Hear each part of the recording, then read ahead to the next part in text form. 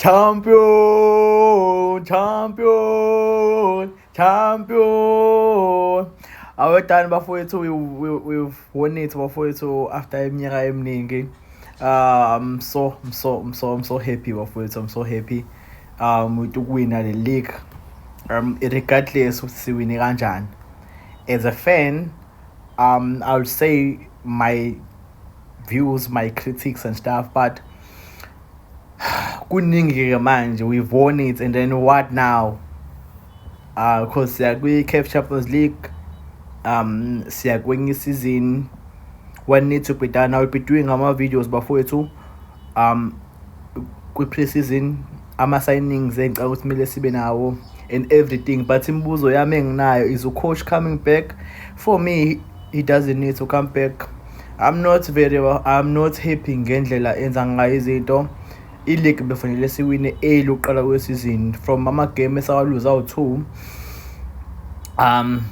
iy'nqumo azenzayo egamini, even kuyona le game starting uMbuthuma. Yazi bafethu ukuthi uMariko is a very good midfielder, but ucoach, he does these things. He puts uMariko egamini where kumele si equalize. Now uMariko is not like, for me, ngokumbona kwami, William midfielder egood ukuthi okay sibe ne-momentum yebhola. Like, he's a clinical passer. He passes eduze, he passes safe. Alright, it's fine, but mfake egamini edinga khona buka manje egamini yobhethi ufake uMariko ngesikhathi right. uMariko did the job. Now you put uMbuthuma egamini ekumele sikore goal fast, and uMbuthuma will be under pressure yokungakori, and uzoba khona ama-critics. You put uSelepe egamini engafanele adlale, well done to him. uSelepe, he played very well. You put sometimes with Tito, like I'm not happy ngama-tactics akhe bafowethu. Yes, we've won the league. We could have won in Nedbank Cup futhi. We could have won the league early before iSundowns izivuka. Thina kwafanele ngabe siqedile nge-league. Izinqumo azenzayo bafethu emagamini where singalose, like he didn't.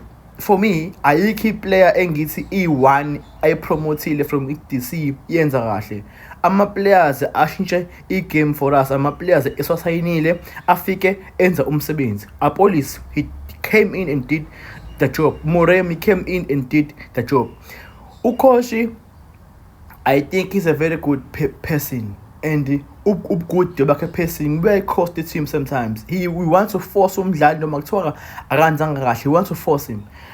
And eminye imbuzo enginayo ukuthi is uKabelo Dlamini kuma-plans e-team next season mayebuya ku-injury and stuff, is uCash still kuma-plans, is uMbule. Remember ukuthi the same Mbule became a number 10 kuBafana Bafana, gave us a good game towards ukuphela kwama World Cup qualifier. The same Mbule came back Parity wahlala ebenchini. Mangithi mina, I'm very concerned ngalo coach wethu bafowethu. Is ilite engikhuluma ngazo ukuthi i-management did the job for him, players did the job for him. Yena as a coach, I don't see him face, like I don't see him. Not to say akanabuhle, but siya kwi-Champions League bafowethu. Do we have what it takes to win njenge-Sundowns?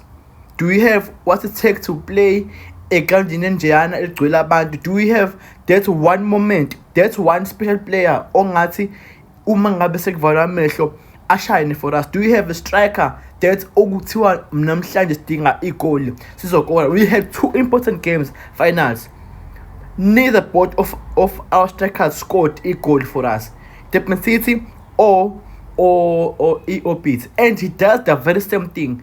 Uqala umdlalo oyi-1 obonile ukuthi ube nenkinga kwi-Durban City. The same Makgopa came in igame isiyophela wenza ama-chances, khona lo sikiso owenziwe uMoremi. I think uNdaba noma uMoremi was slider in lapho uMakgopa kwaba igoli. We don't see those runs kuMbuthuma. We're not saying we hate uMbuthuma. We're saying give uMbuthuma a chance to grow with Paris. Now umbuzo wami uthi, is Umfukeng going noma uyahlala nesizini? If Umfukeng ehamba bafethu, what are we doing? Mina, for me, njengamanje we need to sign uNdlovu uGolden Arrows right now. We need to go and sign Lucas Ribeiro. Ufuna ukuhamba because team yakhe i-relegated to the third tier. We need to sign. If Umabasa singambuyisi, we need to go for Urenas. We don't have what it takes but to compete kuma high status njengamanje. Yes, we worked done, we did it, we won the league, but we don't have that thing what it takes to be the champions of Africa but njengamanje. It's very concerning for me. We have amanye amadlali that we've signed Umsedami. It didn't show ukuthi it got what it takes kule season. So this season is me seeing ukuthi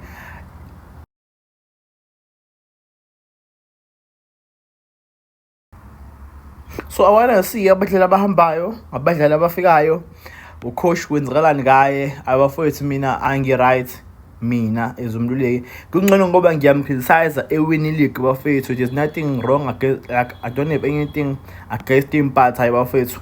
We're down to Selepe, what it did. We are eye for me bafethu hayi. Mayingaqhubeka kanje. Even vele uRibeiro ehamba bafethu like ish.